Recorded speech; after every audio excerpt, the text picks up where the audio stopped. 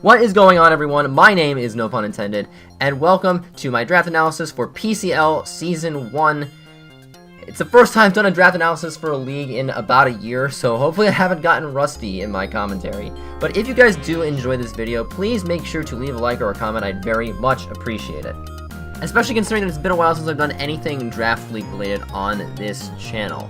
And this league is going to be quite a bit different from some of the other stuff I've shown, namely because it's a Wi-Fi league, and it's the first time I've done a Wi-Fi league since the Omega Ruby Alpha Sapphire era.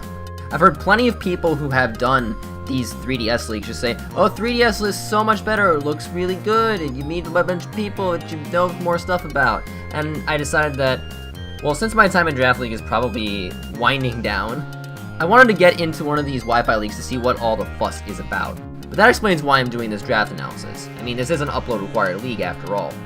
Anyway, let's talk about the draft. It's one of those leagues that's styled in the same way as the Global Battle Association. You pick 11 Mons, one of which has to be a Mega, and you have to select at least one Mon from each of the 5 designated tiers. Now there is also an S tier where certain not overpowered Ubers reside, stuff like, say, Tapu Lele, Pheromosa, Darkrai exist, and you're allowed to take one S tier as part of your draft, but there's not a designated S tier, it just goes to your free points. So it's not required for a team to take an S tier, but I mean, if it's there, why would I not be a bit excited to take one of those Mons that you usually don't have the opportunity to take? So going into the draft, I had a plan where I would potentially get everything that I wanted. The first thing was that I wanted to make sure the Pokemon I got in round 1 was something that I could build around and something that was really, really threatening to anyone that had to prep against me. I've been in a spot in most of my 12-mon leagues where I get really late picks. So the last 3 leagues that I've been in that have had 12 teams, I've picked 11th, 12th, and 12th in the draft. And as a result, a lot of the Mons that I really wanted to try out, I haven't gotten an opportunity to because they've been picked before I have a chance to select them. Now in this draft, I picked 9th overall, which sadly is actually an improvement over my previous draft positioning. But the fact that there are so many S tiers eligible to be picked means that it's more likely that something good is going to fall to me, and I am excited for the opportunity to draft it. Even after taking that first round pick though, there are a few things I need to fill out in the later rounds. And these goals are mainly things that I didn't previously consider when I drafted for prior leagues. One of the things I wanted to make sure I got was a very, very strong wall breaker to get around Pokemons with reliable recovery such as Reuniclus or Miltank or anything like that. So in this draft, I just want to make sure I have something that can punish fat crap like those kind of Mons, because they historically have been very, very annoying for me. Another thing I want to cover with this draft is to actually get good speed tiers. And there's 2 leagues I've been in that have made me realize this. The first was UPA Season 8, where I got, I think, like 6 Mons that were between base 100 and base 110 speed, but I didn't really have much in between like 80 and 99, so I ended up just like, well, it kind of went with the breaker problem because a lot of good breakers are in that 80 to 99 speed tier, and it just basically meant that my opponents could run a lot of bulk if they didn't need to outspeed me because I didn't have a Mon in that tier. On the other side of the equation, we had the UBC Season 6 team that I inherited from somebody else, where the fastest Mon was base 109 Kartana and the second fastest was base 100 Medicham, and still had no options for speed control like Webs or Tailwind or anything. Specifically, there are 2 ranges of speed that I want to cover with this draft. I need at least 2 Mons in the 80 to 99 speed tier, and I need at least 1 Mon in the 111 plus speed tier. Those are the 2 ranges of speed I feel will force my opponents to have to make very awkward speed creeps in order to outpace my team. And finally, I just wanted to make sure I have had some fun with this draft. I was not going to select a Mon like Cresselia here. It just didn't seem like it was all that worth it for me to have to sit there for 30 turns just clicking recover and Psycho Shift and Moonblast and Calm Mind over and over again. Those are as it gets, right? Yeah. So, having all that in mind, what was that round 1 pick that I felt as though would be a game changer? Well, originally, before the draft started, I was kind of hoping Celesteela would fall to me at the 9th overall pick, just because I feel as though it's about as good as any of the S tiers, but doesn't cost as many points as those S tiers, being that it's only a tier 1. Unfortunately, I think Miticus might have felt the same way, as he selected it 1st overall in the draft. No problem though, there are still some very good S tiers that are available in round 1, and the 2 that I had set my eye on were Mega Metagross and Genesect. I feel like Steel types are very hard to find in Draft League, and so getting a very, very good one is super important just because you can't rely on yourself getting a useful steel type in later rounds. Unless something like, say, Registeel or Escavalier falls in the draft. Unfortunately though, I got double sniped as those two mons went 7th and 8th overall. The 2 picks right before I was supposed to make my first selection. Which was a bit of a heartbreak at first, but it allowed me to select a mon that I've been looking to use in the format for the past 1.5 years since Sun and Moon came out and introduced Z moves.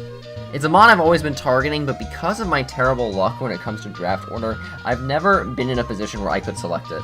It's finally time for me to try out Landorus Therian, and it's been a long time coming. Now, to anyone who's been following me hardcore, you may know that I once said this about Landorus Therian a few months ago. So let me start off by saying this. In normal leagues, that is ones that don't allow mons like Tapu Lele and Aegislash, Landorus Therian is the mon that I will take if I had the number 1 overall pick, because trying to prep for any possible set that this big cat thing can run is so taxing. It's really difficult to find a single mon that can bottle up all possible Lando sets. Yeah, I retract my statement from that point. Landorus Therian isn't the best mon in the format, but thankfully it doesn't need to be to justify me selecting it in the first round. And even though I acknowledge that certain mons like Celesteela or Tapu Koko are probably better and have more use to them than Lando, this is still a mon that I've been wanting to use for a year and a half. So when I finally got the opportunity to select it, you know darn well I was not going to let it get past me. But Lando fulfills both of the conditions I was looking for while I was drafting my team. It has base 145 attack, which means it's just a super solid breaker if you invest in it properly, and it fits rather snugly into that base 80 to 99 speed pocket I was talking about earlier. It's almost like Landorus is completely unpredictable and tough to prep against, which is why I wanted it round 1. But I probably spent a bit too much time on Lando anyway. Let's get into my round 2 pick. So I really wasn't sure what to partner up with Lando. I know a lot of coaches will choose Rotom Wash as a Lando partner, but I've used Rotom Wash way too many times already as it is, and I wanted to try something a bit different. I really wasn't sure after that what I wanted to partner up with Lando, just because it's a mon where almost 90% of mons do partner up well with it. So I had to think about it for a bit, and then a few picks later on in the draft, Dark Devil, one of the other coaches in the PCL, said that basically the way he was going to pick his round 2 mon was to look at the tiers and see what mon he felt as though was undervalued. In his case, it was a tier 2 Buzzwole, which I completely agree with. But I was sort of inspired by him just to look through the tiers and see if there was something that I felt was like really, really low. And there was one very obvious target that for some reason was in tier 3 in this draft, and that was Torrent Greninja. Let me give this kind of comparison in relating how much of a steal Greninja is in this kind of a league. We allow Battle Bond and Protein Greninja. They're both S-tier mons. For the 3 picks, they're worth 160 points. Greninja is a tier 3, which means that it's worth 80 points. How is Torrent Greninja worth only half of Battle Bond Protein Greninja when the only difference between it and the other 2 Greninjas is its ability? I understand that Torrent is easily the worst of the 3 abilities, but Greninja just has so much utility that it provides me. The priority Water Shuriken, the 122 speed, lots of coverage moves, U-turn to bring in my other threats, spikes and toxic spikes.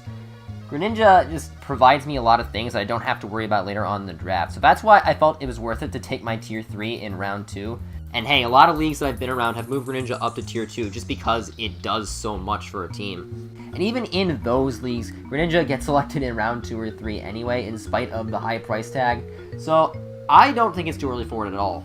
All I want to know is whether or not I can use it well, because the frail attacking kind of mon is not one that I'm very used to. So we'll see what happens. But speaking of offensive, fast, and frail, that's an apt description for my 3rd pick as well. I chose Nihilego because it's always been a rather intriguing Pokemon for me, but it hasn't fit on any of the squads I've built for a draft league until now. But considering that in GBA Season 8, Nihilego was paired with Greninja, and in GBA D-League Season 4 I was partnered with Landorus T, I'm not sure I'll be able to draft a team that synergizes with it as well as the one that I have. When Nihilego gets a kill, it gets a Beast Boost, and when it gets a Beast Boost, that's when the teams I play this season will find it difficult to properly contain. Yes, it is bad physical defense. Yes, it's very vulnerable to priority. Yes, its coverage means that it gets walled by most steel and ground types. But you know what? I don't care.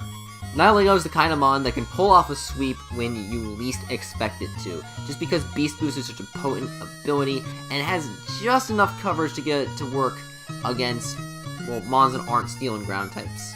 Plus, I have arguably the best hazard game in the first 3 rounds of a draft I've ever seen. I've got 2 Stealth Rockers, 2 Toxic Spike users, and 1 Spike user.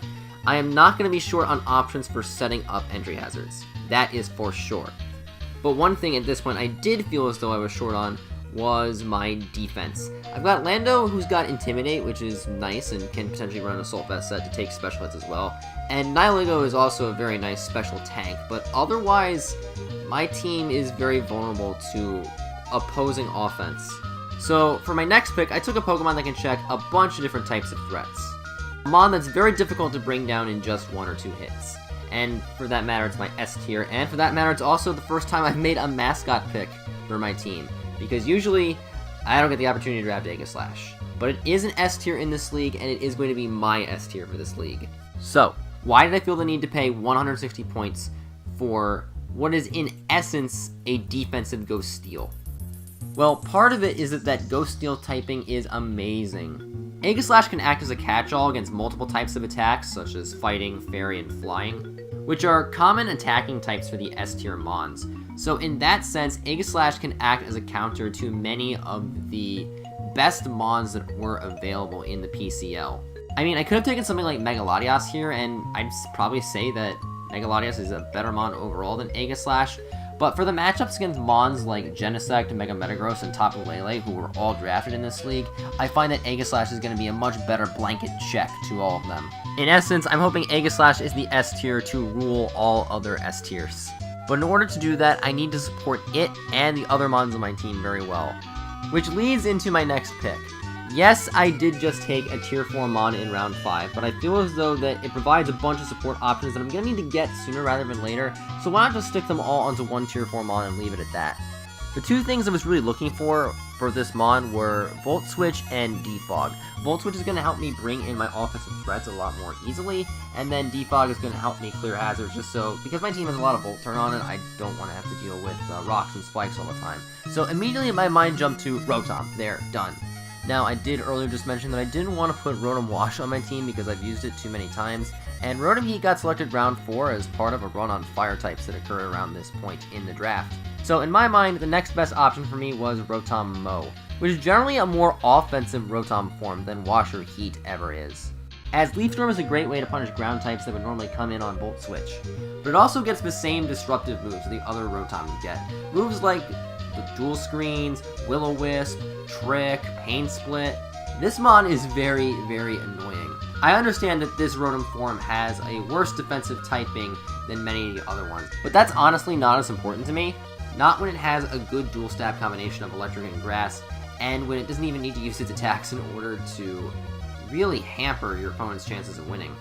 Now, one of the biggest reasons I prioritized Rotom Mow as much as I did was because I was anticipating drafting Zardex as my Mega Evolution, and Zardex needs hazard removal to function on a team.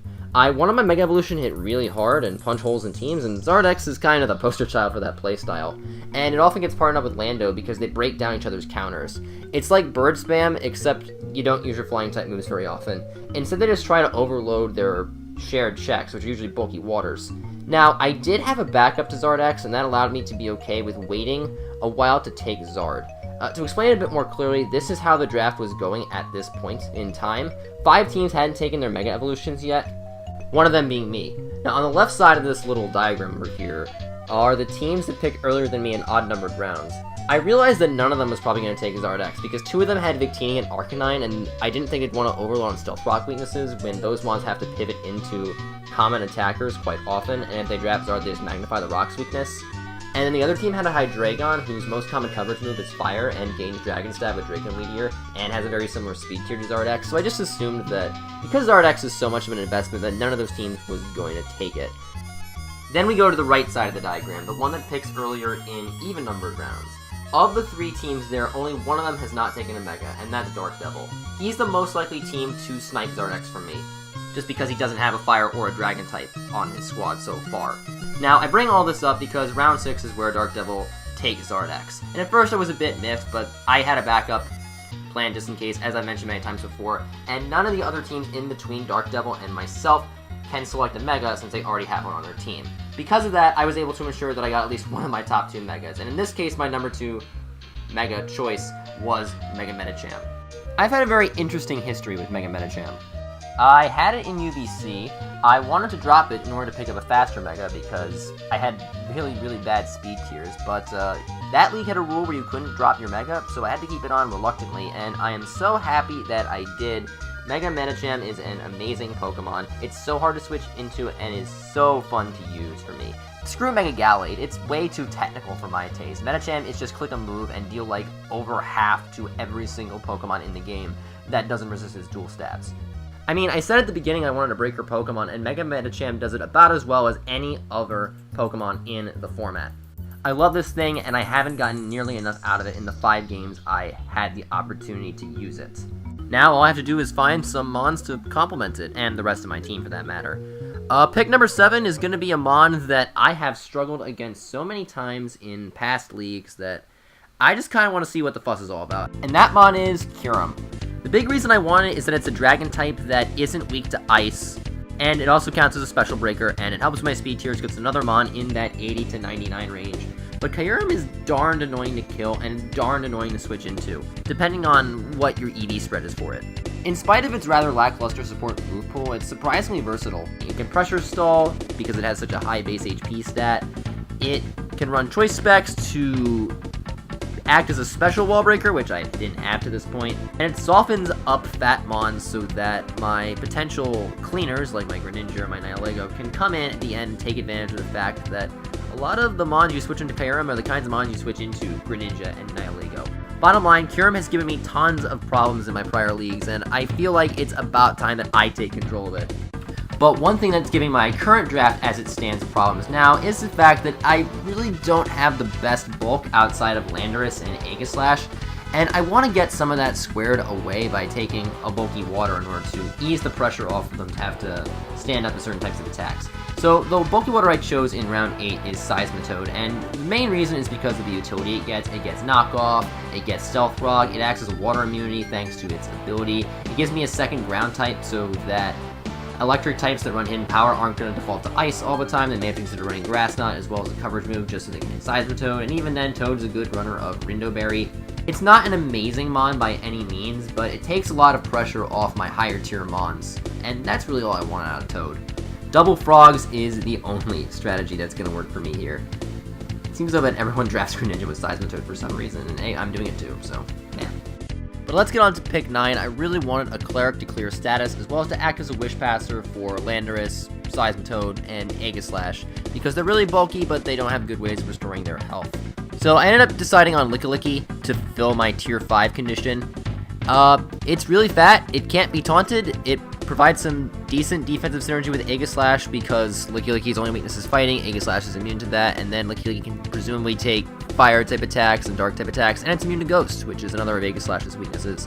The other really important thing when it came to selecting Lickilicky was that it's going to be my tier 5, so it's the only Mon besides Landorus that I can put Z moves on, considering that this league does GBA style Z move tiering. So if I make a tier 1 like Landorus one of my Z users, the other has to be a tier 5, and Lickilicky can actually be decent at that because it gets access to Swords Dance and a ton of coverage moves, so it could always act as a one-time nuke if I wanted to. It has that kind of offensive capability as an option, although I don't think I'm going to use it that often, but it's there if I feel I need it, if there's some kind of threat that I don't think I can break any other way.